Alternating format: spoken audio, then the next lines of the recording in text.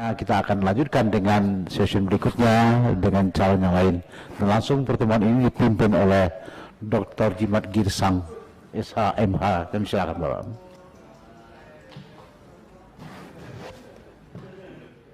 Pak Ketua ngopi dulu Pak Ketua. Jangan sampai sebut sama nama salah lagi Pak Ketua.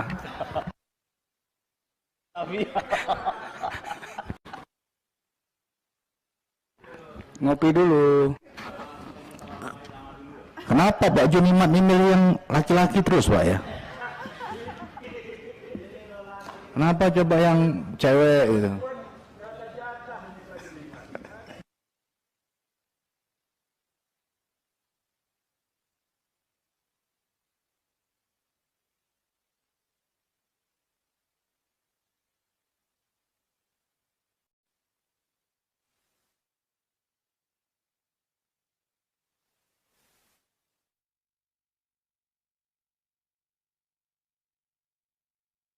Baik Bapak Ibu, boleh kita mulai ya. Selamat datang Pak Yulianto Sudrajat. Sebelum kita mulai, saya tentu terlebih dahulu membacakan surat pernyataan yang bertentangan di bawah ini. Nama Yulianto Sudrajat, betul ya Pak? Tempat dan tanggal lahir Sukoharjo 9 Juli 1973. Ya, betul. Pekerjaan atau jabatan Ketua KPU Provinsi Jawa Tengah. Betul. Bertempat tinggal di Gabahan Baru, RT 05, RW 12, Jombor, Bendosari, Sukoharjo. Betul. Bapak betul Pak ya? Tanda tangan ini Pak? Betul. Betul. Ini hukum dan mengikat Pak. Ya. Ya, jadi kalau Bapak memberikan keterangan palsu, Bapak bisa dipidana Pak. Ya Pak ya? Betul. Ini pakai meterem. Ya, betul. Baik Bapak Yulianto Sudrajat, kami berikan waktu paling lama 20 menit. Paling lama, kalau mau lama Pak bisa 30 menit. Tinggal Bapak pilih. Ya. Ya, tapi sebaiknya 15 menit saja Pak. Baik. Untuk menyampaikan paparan visi dan misi. Karena kami juga sudah terima di sini Pak. Iya. Jadi ambil rangkumannya saja. Iya. Silakan Pak Yulianto Sudrajat.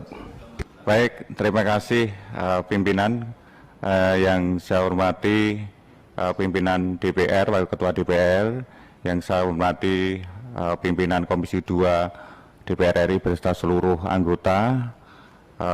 Assalamualaikum warahmatullahi wabarakatuh. Selamat malam, salam sejahtera untuk kita semua. Om Swastiastu, Namo Buddhaya, salam kebajikan.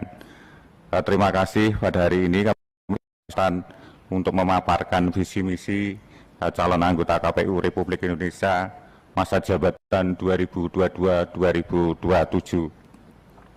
Perkenalkan Bapak Ibu, meskipun tadi sudah diperkenalkan oleh Bapak Pimpinan, pada kesempatan ini kami akan membawa visi dan misi ketika nanti kami diamanai menjadi calon anggota KPU Republik Indonesia. Baik, next. Nah, izinkan visi yang akan kami bawa ketika kami nanti dimandati menjadi KPU Republik Indonesia adalah terwujudnya KPU yang semakin antisipatif dan responsif. Next. Nah, visi kami yang pertama adalah melayani peserta pemilu dan pemilihan secara adil dan setara. Kemudian yang kedua adalah melibatkan partai politik, masyarakat sipil, dan seluruh pemangku kepentingan dalam setiap proses perumusan kebijakan di Komisi Pemilihan Umum.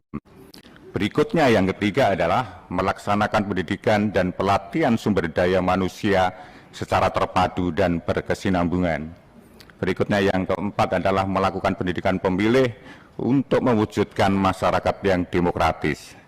Yang kelima adalah menerapkan optimalisasi penerapan teknologi dan informasi untuk mendukung setiap tahapan pelaksanaan pemilu dan pemilihan. Next. Nah, implementasi dari misi melayani peserta pemilu dan pemilihan secara adil dan setara adalah prinsip adil dan setara harus bisa direalisasikan di seluruh tahapan penyelenggaraan pemilu, Seluruh partai politik harus mendapatkan kemudahan dan pelayanan serta akses informasi yang sama dari KPU. Salah satunya diwujudkan melalui kanal konsultasi dan pengaduan.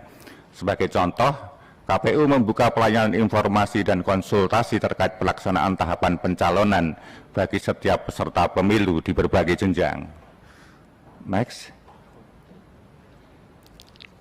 Yang kedua, melibatkan partai politik, masyarakat sipil, dan seluruh pemangku kepentingan dalam setiap proses perumusan kebijakan di Komisi Pemilihan Umum. Implementasinya adalah sebagai lembaga publik, KPU dituntut untuk melibatkan publik dalam setiap proses penyusunan regulasi. Kebijakan untuk melibatkan publik dalam perumusan regulasi selama ini telah dilakukan oleh KPU dengan cara mengundang berbagai pihak. Namun kegiatan ini melalui sosial media yang dimiliki oleh KPU, bertujuan untuk memberikan kemudahan kepada masyarakat dalam memberikan masukan dan tanggapan, mengingat ada keterbatasan dalam mengundang berbagai pihak di dalam proses uji publik. Berikutnya adalah rapat konsultasi dengan Komisi 2 DPR RI dilakukan agar KPU mendapatkan masukan yang lebih komprehensif terkait dengan regulasi. Kemudian yang ketiga adalah melaksanakan pendidikan dan pelatihan sumber daya manusia secara terpadu dan berkesinambungan. Sumber daya manusia yang unggul adalah kunci untuk pelaksanaan keberhasilan pemilu serentak 2024. Melalui pelatihan berkesinambungan di bawah koordinasi Pusat Penelitian dan Pengembangan KPU dan Biro SDM KPU. Tentu strategi ini diharapkan mampu merumuskan metode pelatihan yang efektif. Pelatihan dilakukan tidak sebatas untuk jajaran sekretariat KPU saja, namun juga untuk anggota KPU provinsi dan anggota KPU kabupaten kota. Dan badan ad hoc apabila dimungkinkan juga diberikan kesempatan untuk mengikuti pelatihan di Puslitbang KPU. Pelatihan ini tentu juga bisa memberikan perspektif metode bimbingan teknis atau BINTEK yang harus dilakukan oleh KPU provinsi dan KPU kabupaten kota kepada seluruh jajaran ad hoc, badan ad hoc pada saat berlangsungnya tahapan. Kemudian yang kota melakukan pendidikan pemilih untuk mewujudkan masyarakat yang demokratis. Implementasinya adalah sosialisasi pemilu berbasis digital merupakan solusi yang sangat sesuai dengan realitas penggunaan media digital oleh masyarakat.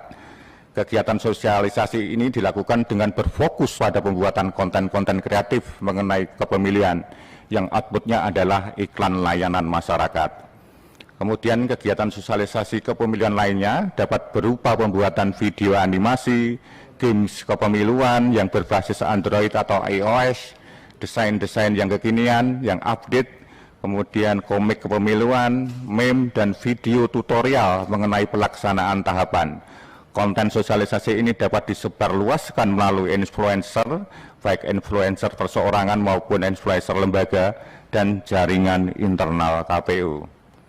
Kemudian penguatan pendidikan pemilih pemula melalui pembentukan kurikulum pendidikan pemilih melalui mata pelajaran PPKN juga merupakan sarana pembelajaran jangka panjang dalam meningkatkan partisipasi demokrasi. Hal ini sebagai bentuk ikhtiar terhadap pendidikan sejak dini, artinya penguatan pemilih pemula melalui kurikulum yang nanti kita kerjasamakan dengan Kementerian Pendidikan Nasional. Next.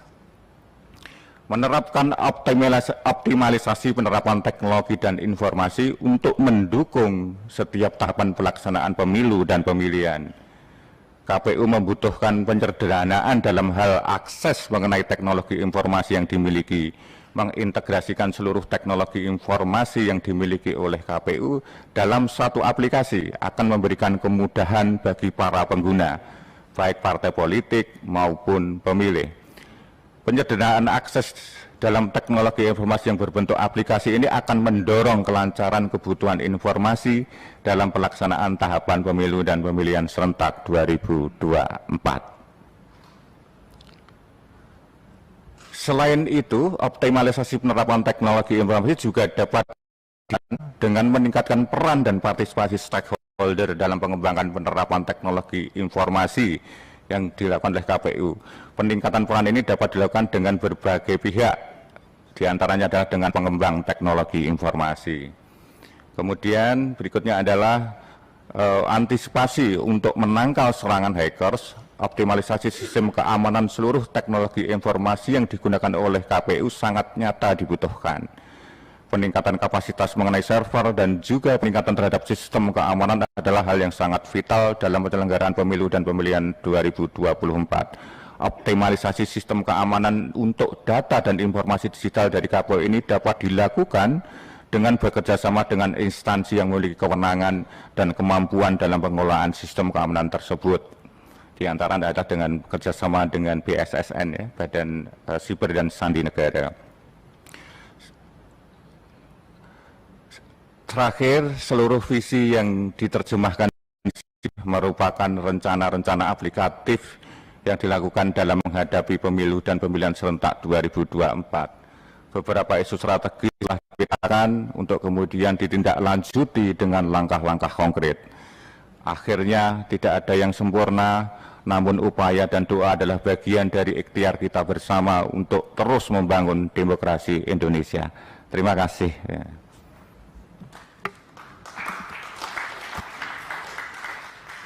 Terima kasih, Saudara Yulianto Sudrajat. Sebelum menjadi Ketua Provinsi, sebelumnya saya anggota KPU Kabupaten Sukoharjo selama 2 periode pimpinan. ya, 2 periode ya, Sukoharjo. Iya. Saudara Yulianto, saudara kan sudah malang melintang di KPU, ya, di kabupaten dan provinsi ini mau menuju pusat. Mudah-mudahan saudara bisa lolos. Pertanyaan saya, ketika saudara menjadi penyelenggara di daerah, kabupaten dan provinsi itu, apa kendala saudara dengan keberadaan KPU pusat dalam hal komunikasi, dalam hal peraturan? Apa kendala saudara, ya, di dalam menyelenggarakan, ya, pesta demokrasi dengan Bawaslu? Bagaimana peranan DKPP? Ya, bagaimana peranan DKPP di dalam menunjang kinerja para penyelenggara pemilu, khususnya KPU? Bisa dijawab, Pak, ya? Bisa. Ya, saya belum sampai 1 menit. Silakan fraksi PD Perjuangan. Silakan Pak Gua. Baik. Assalamualaikum warahmatullahi wabarakatuh. Selamat malam, salam sejahtera kepada kita sekalian. Pak Wakil Ketua DPR RI, Pak Lojwik, yang setia dari pagi, hormat saya Pak, pimpinan dan kawan-kawan anggota Komisi 2, Bung Yulianto Sudrajat. Selamat datang di Komisi 2 dan mudah-mudahan Anda terpilih. Tinggal 1 menit Pak, silakan.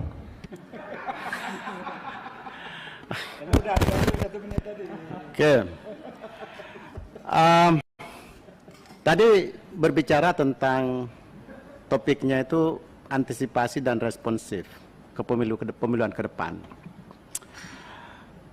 Nampak pengalaman Anda di kabupaten dan di provinsi. Dan saya belum lihat tadi di paparan itu bagaimana melihat sistem KPU secara internal, birokrasi di dalam sistem KPU. Menurut Bung Yulianto, inovasi apa kira-kira yang Anda lakukan kalau terpilih jadi komisioner KPU pusat? Karena bicara tentang antisipasi dan responsif, hampir semua orang bicara hari ini tentang keluar dari tubuh KPU. Sementara di dalam tubuh KPU itu dengan birokrasi yang begitu nyelimet, dan saya percaya itu mungkin ada masalah struktur, infrastruktur otomatis, baik kantor maupun infrastruktur lainnya, dan yang paling terakhir SDM-nya. Apakah tidak ada masalah struktur di sana? Menurut saya, KPU ke depan jangan hanya melihat keluar, peran-peran keluar, karena peran kebirokrasian, peran penataan internal KPU itu menurut saya nggak pernah disentuh. Olehnya itu maka Bung Yulianto, kira-kira inovasi apa menurut Anda untuk memperbaiki apa yang Anda impikan ini dan idealisme pemilu ini menjadi sebuah kenyataan yang indah pada pemilu-pemilu berikutnya? Hormat. Assalamualaikum warahmatullahi wabarakatuh. Waalaikumsalam. Makasih Pak Gawus. Berkelas. Silakan dari fraksi Partai Golkar. Izin. Bismillahirrahmanirrahim. Assalamualaikum warahmatullahi wabarakatuh. Salam. Pimpinan DPR, Bapak Lutfi yang saya hormati, pimpinan dan anggota Komisi 2 yang saya hormati, Pak Yulianto Sudrajat. Melihat daripada pengalaman saudara, saudara pernah 2 kali selaku ketua di kabupaten. Maaf, anggota Anggota KPU 2 kali, Pak. anggota KPU di kabupaten, Iya, dan sekarang ketua di Jawa Tengah. betul. Ya. Dengan demikian berarti Anda adalah ujung tombak ya dalam melaksanakan kebijakan-kebijakan KPU RI. Kebijakan yang saya maksud adalah PKPU. Nah, bagaimana saudara melihat PKPU ini? Apakah PKPU ini menurut saudara telah disusun secara baik? Ya, baik dari sisi penyusunannya, pembahasannya, maupun pelaksanaannya. Bila mana saudara terpilih selaku ketua atau komisioner KPU, apa yang saudara lakukan dalam menyusun atau membahas atau melaksanakan PKPU ini? Yang kedua adalah akhir-akhir ini saya mengikuti 2 kali pemilu 2014-2019. Namun akhir-akhir ini banyak sekali ditemukan di lapangan money politik yang mengakibatkan tingginya biaya pemilu yang dirasakan oleh baik selaku pimpinan daerah maupun kami selaku legislatif. Mungkin Anda melihat apalagi di Jawa Tengah, banyak amplop-amplop yang bertebaran ketika terjadi pemilu. Nah, kalau Anda menjadi komisioner KPU, apa yang Anda lakukan? Ya, apakah Anda membiarkan amplop-amplop itu terjadi? Atau Anda melakukan suatu tindakan apa? Sehingga setidak-tidaknya bisa meminimalkan artinya biaya tinggi bagi peserta-peserta pemilu. Sebab konsekuensi logisnya adalah tingginya biaya pemilu mengakibatkan banyaknya pimpinan-pimpinan daerah yang ditangkap-tangkapin oleh KPK. Yang seterusnya adalah masih terngiang di pikiran kita bagaimana kekurangan-kekurangan pemilu di tahun 2019, seperti penanganan logistik pemilu, ya, penanganan mengenai logistik pemilu. Logistik ini mengalami kekurangan logistik pemilu. Terjadi pula pada suara di KPPS yang tidak tersegel. Yang kedua, penanganan data pemilih. Ya, tidak bisa kita pungkiri mengenai data pemilih ini, 8 hari menjelang pemilu masih belum klop. Apa yang saudara lakukan bila mana ini terjadi? Yang ketiga, beban kerja KPPS yang begitu berat, yang menyebabkan teman-teman Anda, ribuan orang yang berpulang ke rahmatullah, dan ribuan orang yang mendapat sakit. Apa yang Anda lakukan dalam konteks itu? Terakhir, pimpinan, kalau Anda terpilih selaku komisioner KPPU, bagaimana Anda mensinergikan selaku komisioner dengan Komisi 2 ini yang memilih Anda? Sebab mohon maaf ini, biasanya kalau komisioner sudah terpilih, hampir bisa-bisa hampir lupa sama Komisi 2 ini. Apa yang Anda lakukan supaya tujuannya secara objektif dapat terrealisasi pekerjaan Anda itu secara baik dan sukses. Terima kasih pimpinan. Wabillahi taufiq wal hidayah. Assalamualaikum warahmatullahi wabarakatuh. Waalaikumsalam. Makasih Pak John Kajis. Silakan dari fraksi Partai Gerindra. Terima kasih pimpinan.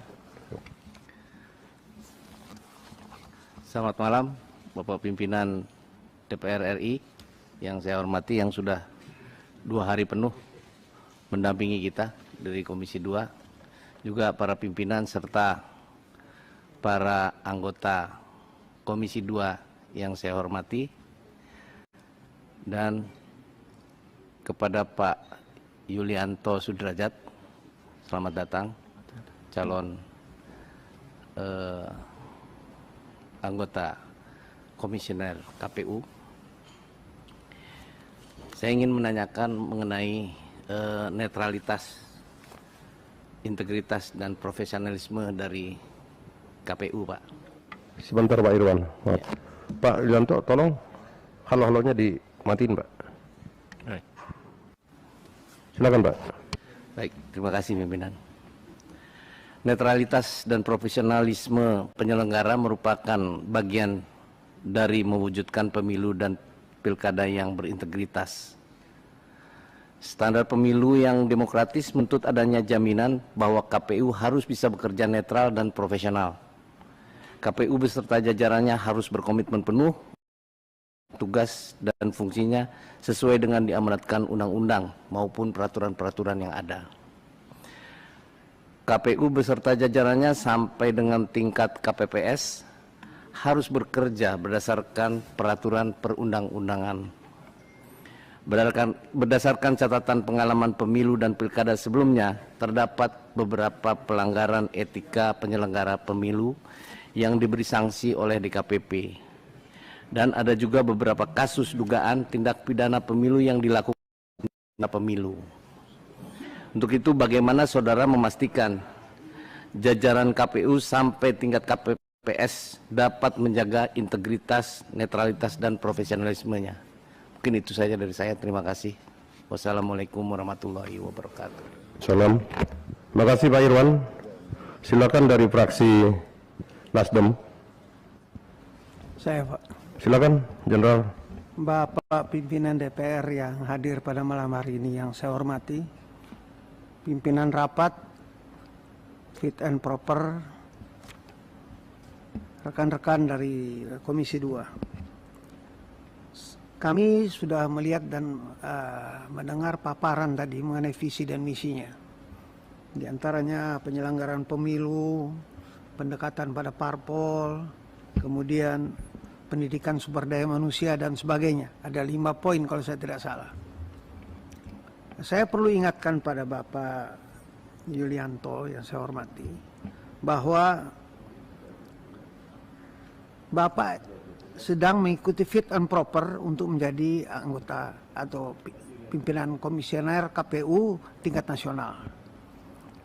Sebenarnya kalau saya melihat dari visi dan misi yang ada, dihadapkan pada fakta yang sudah terjadi selama ini, baik kecurangan, baik pun jatuhnya korban dalam pelaksanaan pemilihan umum, saya ingin melihat bagaimana mensinkronkan antara visi misi ini dengan tantangan yang dihadapi berdasarkan fakta yang kita temukan pada pelaksanaan pemilihan umum sebelumnya. Karena dengan skop Bapak ini menjadi seorang komisioner KPU nasional, tentu buah pikiran itu harus diterjemahkan juga bagi pelaksanaan pemilihan umum yang ada di seluruh Indonesia.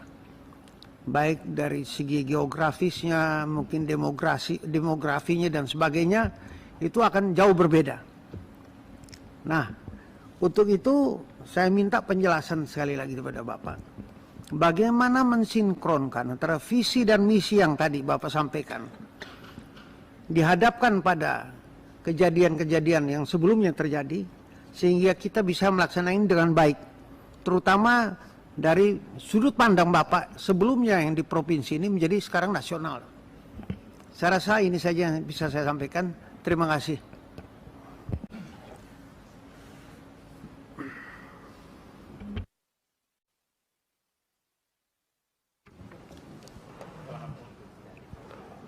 Terima kasih Pak Zeki Uli. Silakan dari fraksi PKB.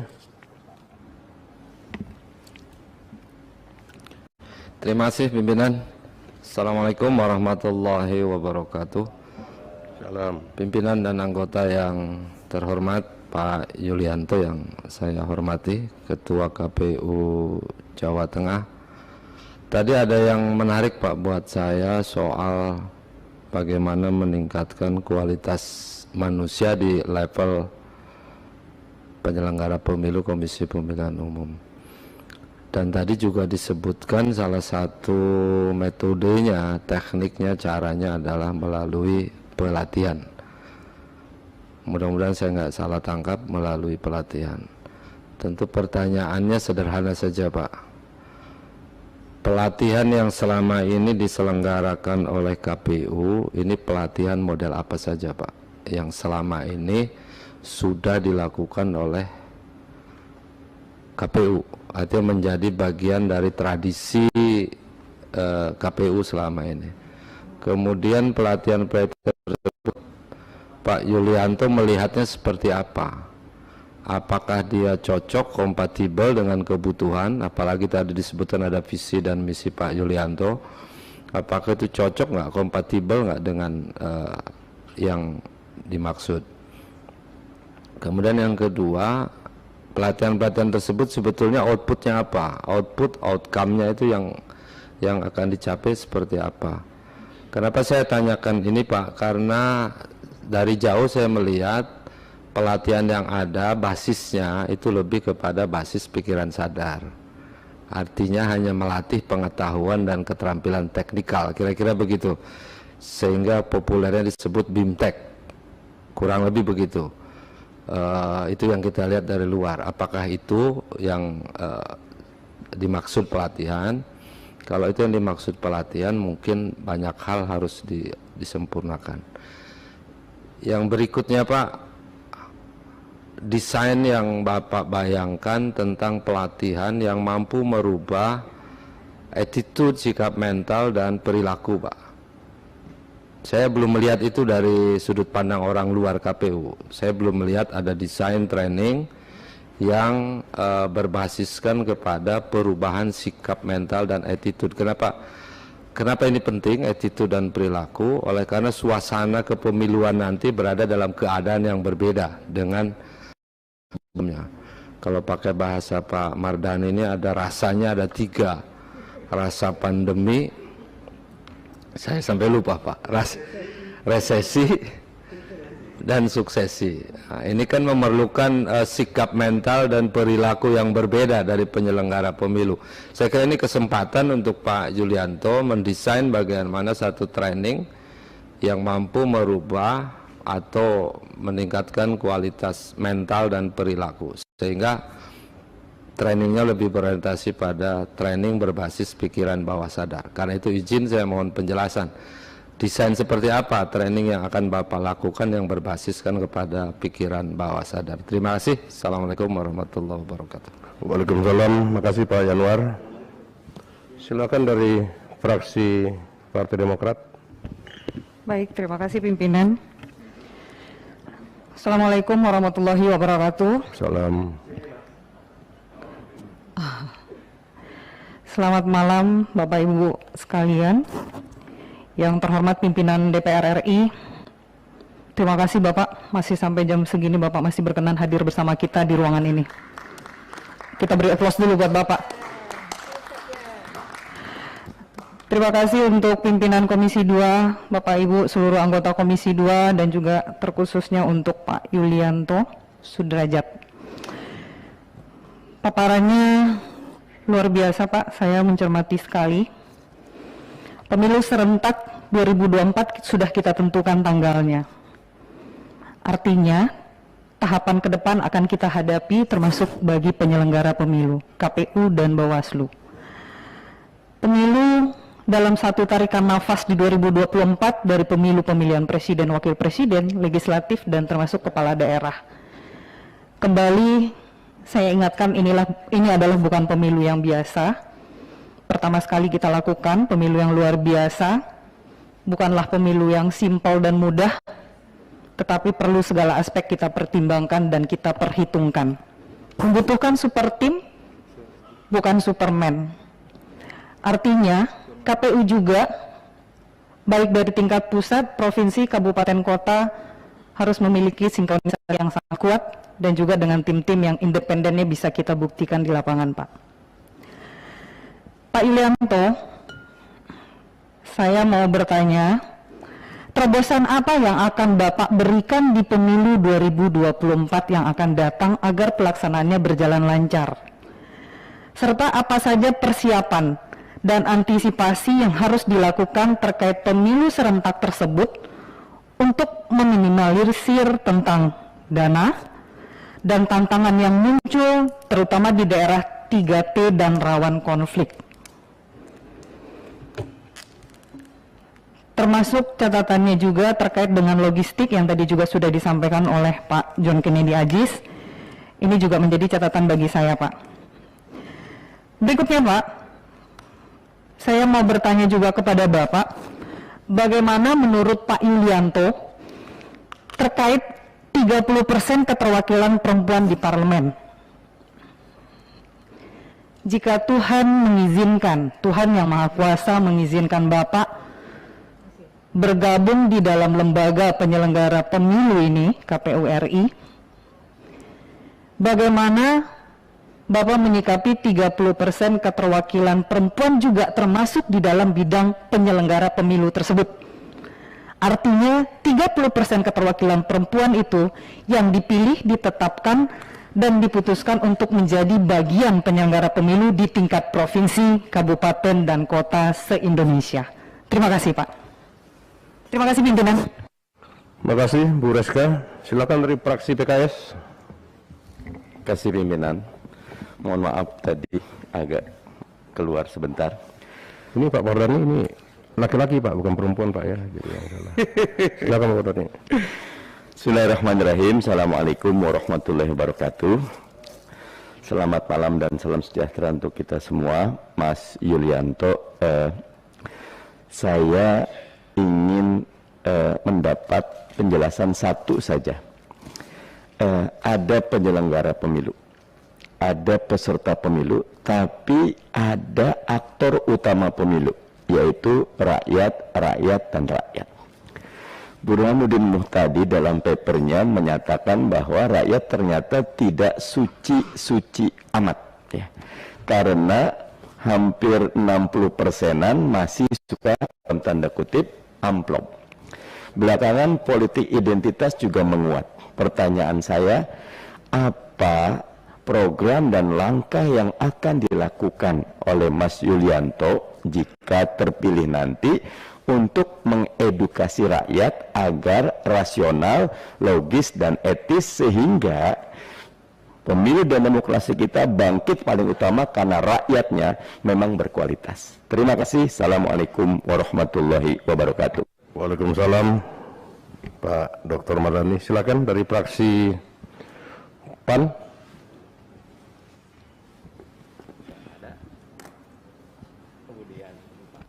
Terima kasih. Abuya udah nggak ada, berarti bagian saya. Beliau lagi wawancara Ersinta di luar. Oh, siap. Ya, silakan. Siap Ketua. Terima kasih Ketua. Pak Yulianto Sudrajat. Terima kasih Bapak sebagai nomor penutup nih dari 14 daftar calon anggota KPU. Menunggunya lama ya Pak. Saya cuma 2 pertanyaan Pak. Yang pertama, tidak jauh beda tentang pandangan Bapak terhadap keterwakilan perempuan di KPU. Jadi seperti kita ketahui bersama, untuk kali ini ada 4 calon keterwakilan perempuan yang saya berharap juga bisa masuk semua. Harapan saya nih, ada Ibu Betty, ada Ibu Dahlia, ada Ibu Iva, dan ada Ibu Yesi tadi. Pertanyaan yang kedua, bagaimana pendapat Bapak dan apa yang akan Bapak lakukan bila Bapak nanti terpilih tentang audit dana kampanye? Karena selama ini yang saya tahu audit dana kampanye ini simpang siur seperti tahun kemarin saja. Saya pribadi aja saya laporkan apa adanya. Maksud saya pengeluaran tidak sesuai dengan yang saya laporkan, saya pribadi itu ya, itu pengalaman. Dan mungkin yang lain juga seperti itu. Nah, untuk kedepannya nih harus lebih selektif lagi. Dan pencatatan itu benar-benar. Jadi kalau pengeluaran besar ya catat apa adanya. Kalau di mana-mana misalnya kan akan terlihat ya Pak, oh pengeluaran di sana lebih besar. Oh kalau yang ini dengan apa adanya, seperti itu. Itu aja Pak, terima kasih. Wassalam. Terima kasih Bu Dian Istiqomah. Silakan dari fraksi P3. Ya, izin pimpinan.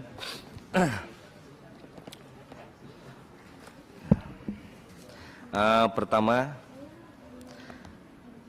karena saudara ini kan sudah pernah di KPUD ya, yang pasti memang kita ingin tahu bagaimana pendapat Bapak tentang kualitas penyelenggaraan pemilu selama ini dari sudut KPUD-nya.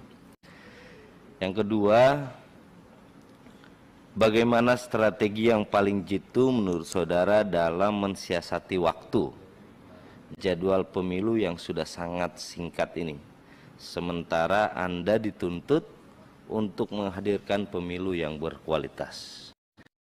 Terakhir, pandangan saudara dan edukasi yang akan Anda berikan seperti apa terkait masalah eks-koruptor. Itu saja mungkin, pimpinan, izin. Ya, makasih Pak Miftahul. Demikian Pak Saudara Yulianto Sudrajat, ada 10 pertanyaan ya dari para anggota Komisi 2 DPR RI.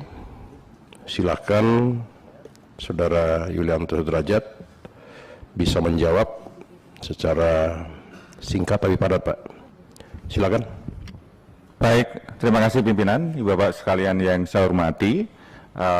Pertanyaan dari fraksi PDI Perjuangan terkait dengan antisipasi dan responsi terkait dengan sistem internal birokrasi di internal KPU, terus kemudian inovasi apa terkait dengan yang akan kami lakukan terkait juga dengan infrastruktur maupun struktur. Seperti diketahui bersama Ibu Bapak sekalian yang saya hormati, bahwa penguatan kelembagaan adalah upaya awal bagaimana KPU nanti akan menyelenggarakan sebuah hajatan yang begitu besar. KPU sudah mempunyai pengalaman ya, pengalaman pemilu 4 pemilihan ya, di tahun 2024, kemudian 2009 sampai 2015 itu adalah pemilu dengan 4 jenis pemilihan. Kemudian terakhir di pemilu 2019 tambah satu lagi dengan satu jenis pemilihan, pemilu presiden dan wakil presiden. Tentu dengan segala kekurangannya, KPU telah berhasil melaksanakan hajatan besar tersebut berdasar pengalaman sebelumnya di pemilu 2004, 2009 sampai dengan 2015. Memang pemilu di 2019 betul-betul di luar dugaan, akibat hanya tambah satu jenis pemilihan yaitu di Pilpres. Implikasinya beban petugas kami yang ada di badan ad hoc mulai level PPK, kemudian PPS dan KPPS itu menjadi luar biasa gitu ya. Padahal asumsinya menurut kami sendiri hanya tambah satu jenis pemilihan. Tapi ternyata implikasi teknisnya menambah waktu, begitu, terus kemudian menambah durasi waktu penghitungan suara. Sebenarnya beban penyelenggara paling berat di level badan ad hoc di tingkatan PPK, PPS, utamanya KPPS adalah waktu pemungutan dan waktu penghitungan suara dan juga proses penulisan berita acara beserta salinannya. Ketika proses pungutnya sebenarnya tidak terlalu rumit, semua kan tinggal berjalan pukul 7.00 ditutup pukul 13.00 selesai. Tapi ketika sudah masuk proses penghitungan suara, itu harus betul-betul KPPS harus betul-betul jeli, karena membuka kotak satu persatu terus kemudian menghitung secara cermat gitu ya, secara cermat setiap surat suara yang sudah dicoblos oleh pemilih dan kemudian dituliskan di dalam plano. Dan yang lebih berat adalah proses penyalinan berita acara yang harus diberikan kepada sejumlah saksi yang hadir. Sejumlah saksi yang hadir tentu ada saksi dari calon presiden dan wakil presiden, kemudian saksi dari partai politik peserta pemilu, tambah saksi dari peserta pemilu dari DPD, anggota DPD, tambah salinan untuk pengawas TPS. Itu saja kalau di Jawa Tengah itu hampir 30 salinan, Pak, yang harus dibuat oleh KPPS ketika seluruh saksi itu hadir semua, termasuk saksi dari DPD misalnya begitu ya. Karena peserta pemilunya ada 16, kemudian calon anggota DPD di Jawa Tengah itu ada 20, tambah saksi dari calon presiden dan wakil presiden, terus kemudian tambah salinan yang harus diberikan kepada pengawas TPS. Itu beberapa catatan terpenting bagaimana ke depan itu KPPS cukup membuat satu berita acara yang asli, kemudian kita scan saja begitu ya, kita copy print scan begitu ya, dan salinannya asli dan kemudian nanti diparaf oleh ketua KPPS, sehingga itu akan memudahkan petugas KPPS. Itu upaya sistem yang nanti akan kami kembangkan ya, terkait dengan inovasi.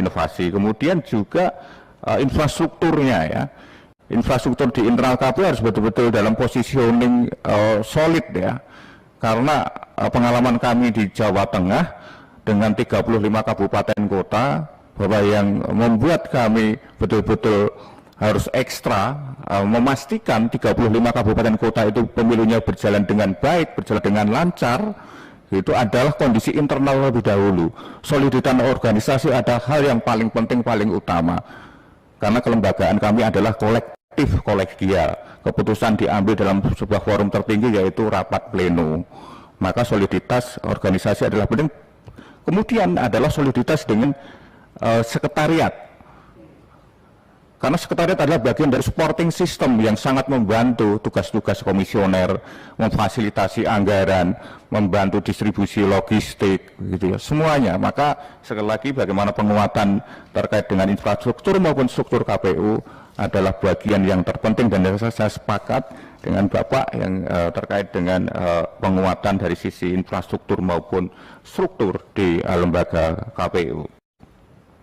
Berikutnya dari fraksi Golkar ya, ujung tombak kebijakan KPU terkait dengan format KPU. Tentu kami tadi sudah menyampaikan di dalam paparan kami bagaimana membuat mekanisme kebijakan-kebijakan KPU itu harus juga melibatkan para pihak, seluruh pihak yang terlibat, utamanya adalah partai politik, kemudian pemangku kepentingan dan organisasi masyarakat sipil. Tentu harapannya KPU agar mendapatkan masukan dan tanggapan dari publik itu sendiri. Kami tentu sebagai lembaga publik kami harus terbuka terhadap masukan dan kritikan, sehingga kami betul-betul bisa menyerap gitu ya.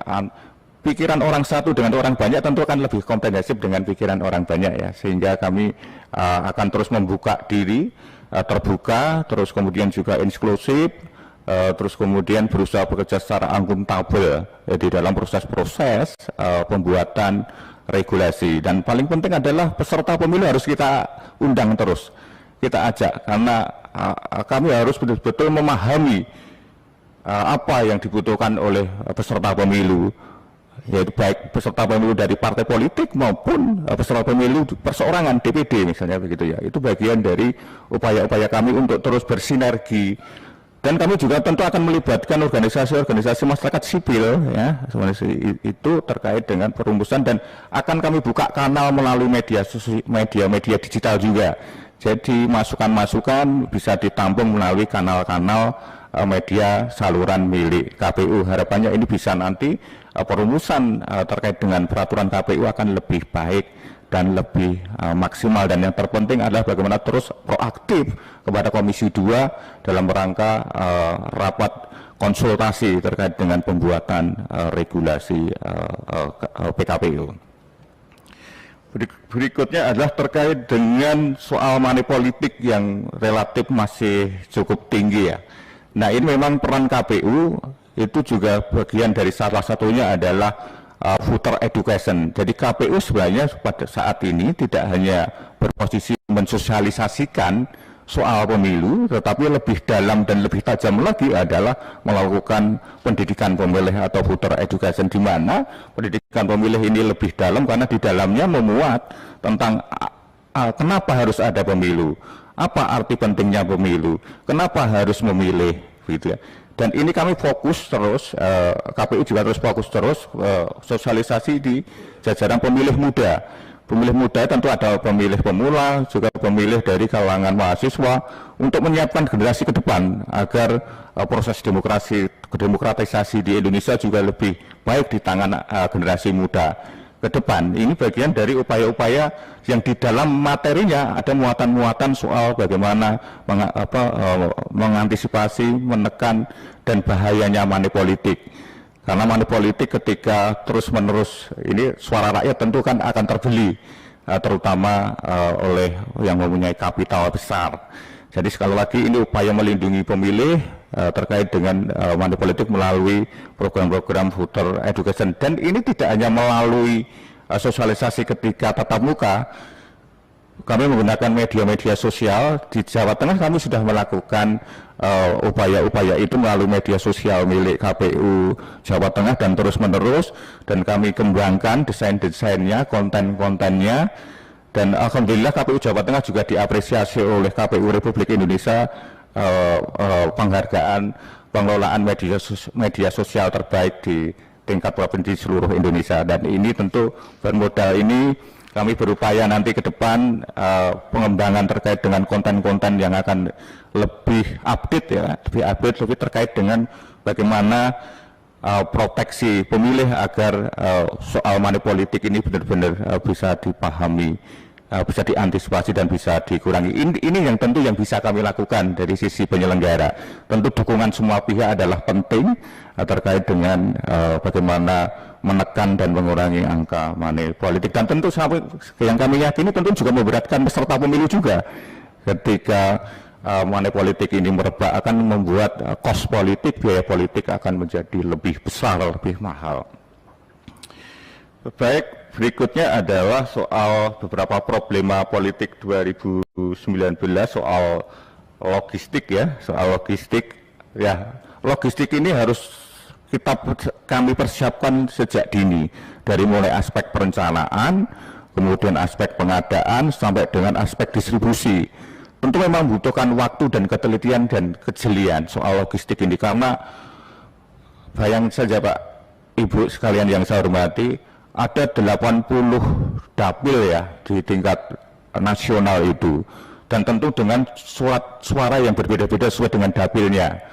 Nama calonnya juga berbeda-beda semua, tidak boleh keliru namanya, gelarnya, begitu ya. Itu harus kami cermati di setiap daerah pemilihan itu.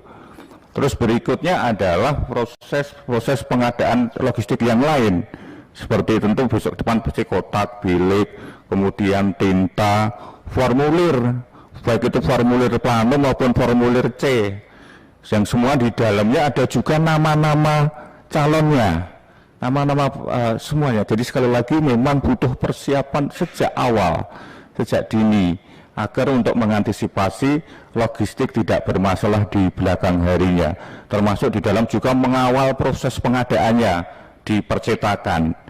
Karena seperti diketahui ketika pemilu, apalagi ini pemilu serentak, soal bahan baku di percetakan juga betul-betul juga harus kami pantau. Pengalaman kemarin-kemarin informasinya sempat juga percetakan itu ada kekurangan bahan baku kertas. Nah, tentu ini juga harus diantisipasi sejak dini di dalam proses pengadaannya ya. Belum lagi soal distribusinya, distribusi wilayah Indonesia dari Sabang sampai Merauke, berbagai pulau, ini tentu harus kita mitigasi sejak awal.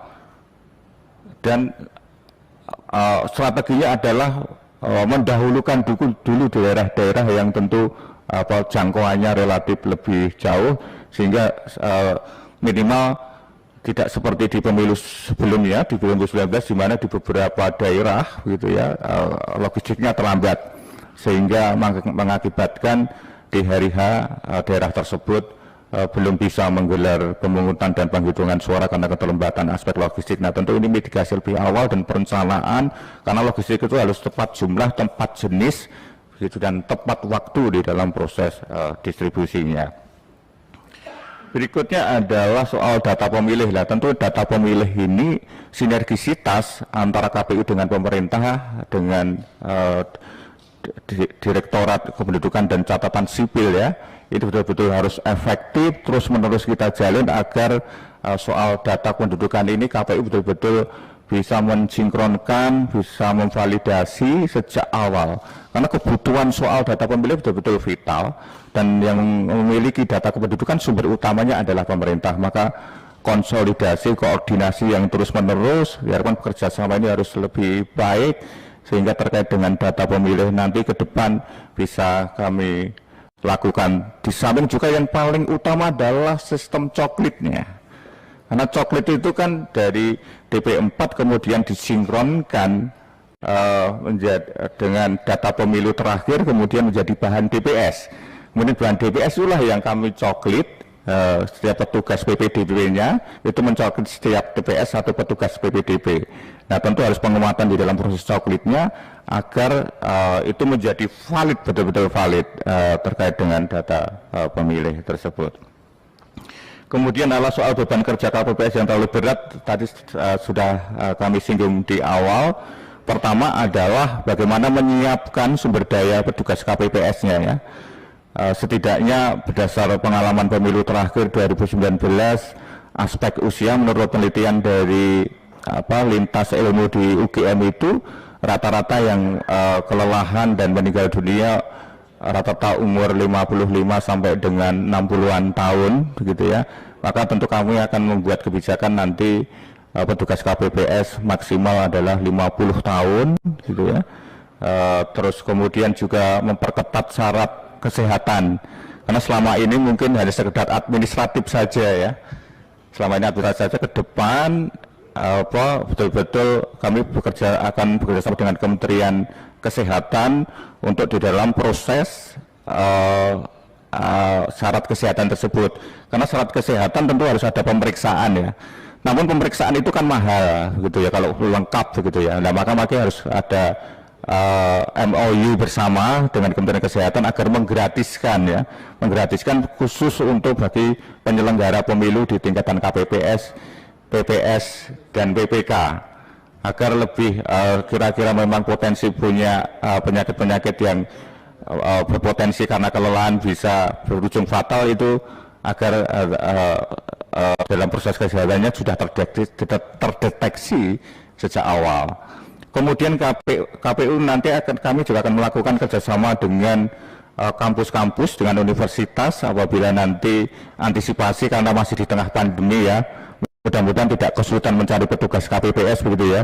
Kami bekerjasama dengan kampus melalui Kementerian Pendidikan ya, itu agar nanti di saat-saat tertentu bisa mengirimkan mahasiswanya begitu ya, muda-muda untuk menjadi petugas KPPS dengan penugasan dari kampus yang mungkin akan diberikan apresiasi berapa SKS lah misalnya begitu ya, bagian dari upaya-upaya kami agar petugas KPPS ke depan posisinya secara sumber daya manusia lebih kuat, dan lebih sehat dalam melakukan tugas-tugas di KPPS.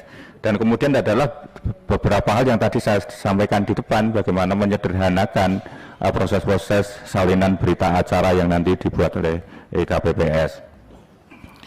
Berikutnya adalah soal hubungan dengan Komisi 2. Kami meyakini Komisi 2 adalah mitra KPU. Mitra KPU yang tentu kami harus lebih koordinatif, lebih sering berkonsultasi gitu ya, dalam upaya mewujudkan misalnya pembuatan regulasi-regulasi, dan kami berupaya memahami dan melayani kebutuhan-kebutuhan terkait dengan sebagai peserta pemilu. karena sekali lagi tagline kami adalah tagline melayani ya, melayani peserta pemilu secara adil dan setara dan melayani pemilih dalam menggunakan hak politiknya. Harapannya kedua hal ini bisa kami lakukan dengan baik gitu ya, bekerja sama dengan stakeholder dan pemangku kepentingan yang lain. Ibu sekalian, kemudian dari fraksi Gerindra soal netralitas. Pak Yulianto, tinggal 3 menit Pak ya. Oh iya, silakan. Baik, soal netralitas dan integritas terkait dengan juga pelanggaran etika di jajaran penyelenggara pemilu.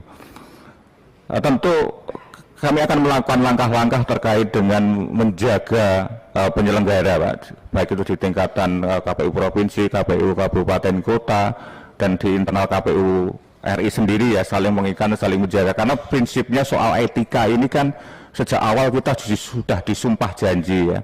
Kita berjanji kepada Allah Tuhan yang Maha Kuasa. Kemudian juga sudah ada kode etik begitu ya. Ada hukum positif juga terkait dengan proses selama ini terjadi. Tentu kami untuk menjaga dan memproteksi kawan-kawan kami yang nanti berada di KPU Provinsi dan KPU Kabupaten Kota akan terus mensosialisasikan terkait dengan norma-norma yang ada di dalam kode etik. Harapannya pencegahan secara dini ini dan memasifkan kontrol internal atau pengawasan internal. Divisi Hukum dan Pengawasan di KPU RI, KPU Provinsi, KPU Kabupaten Kota adalah fungsinya adalah bagian dari juga mengemban misi pengawasan internal, akan mencegah secara dini terkait dengan potensi-potensi termasuk di dalamnya adalah potensi pelanggaran etik gitu ya. Ya. Kemudian dari fraksi Nasdem bagaimana mensinkronkan visi misi dan tentu Pak, terkait dengan visi dan misi ini adalah bagian dari upaya kami melengkapi sesuatu yang sebenarnya sudah dilakukan oleh KPU Republik Indonesia. Bagaimana terus memasifkan sosialisasi sesuai dengan konteks kekinian gitu, dan ini minimal kami sudah melakukan di lingkup kecil di Jawa Tengah, misalnya soal bagaimana penyebarluasan informasi dengan media digital, apalagi kondisinya sekarang masih pandemi, tentu tidak mungkin kami akan melakukan tatap muka dengan mengundang audiens yang cukup besar, maka dengan pemanfaatan media sosial dan membangun kerjasama dengan influencer dan jejaring KPU sendiri, karena KPU itu kalau sampai dengan KPPS mungkin jutaan, Pak. Jelas jutaan ya, jutaan penyelenggara gitu ya, kalau sampai dengan level KPPS itu kalau sudah membuat akun sendiri-sendiri saja sudah kami bisa memasifkan itu dari internal sendiri. Belum kami akan melakukan kemitraan dan bekerja sama dengan influencer, dan ini tidak memakan anggaran yang besar gitu ya, tidak menambah anggaran bahkan begitu ya, hanya membuat konten-konten saja kita butuh konten kreator, dan itu bisa di-endorse di KPU RI saja dan kemudian kita sebarluaskan gitu ya. Dan beberapa sumber daya di internal KPU pun sudah cukup lumayan baik, tinggal bagaimana ini dikembangkan agar konten-konten ini lebih menarik, lebih update dan mengundang partisipasi publik ketika proses pemilu, bahkan menampung kritik, menampung aduan, ada hotline-nya misalnya begitu ya. Ini bagian dari menampung partisipasi masyarakat. Demikian, mungkin tidak bisa kami jawab semuanya, pimpinan dan Bapak Ibu anggota Komisi 2, sekali lagi terima kasih. Terima kasih, Saudara. Tolong halo-halonya Pak dipencet Pak. Pak Yulianto Sudrajat sudah memberikan, ya Yulianto Sudrajat. Yulianto Sudrajat, Pak. Udah malam ya, Pak. Udah malam. Kayaknya perlu rantang padang ini, Bang Gaus. Ya, atas kehadirannya dan sudah memberikan jawaban-jawaban setanggapan dari para anggota Komisi 2 DPR RI. Tentu semua kita berharap Pak Yulianto Sudrajat bisa lolos nantinya menjadi salah satu anggota KPU di pusat. Ya, mudah-mudahan anak istri berdoa untuk Pak Yulianto. Ya, sekali lagi selamat datang di Komisi 2 untuk malam ini, Pak. Terima kasih. Kami persilahkan untuk bisa meninggalkan tempat, Pak.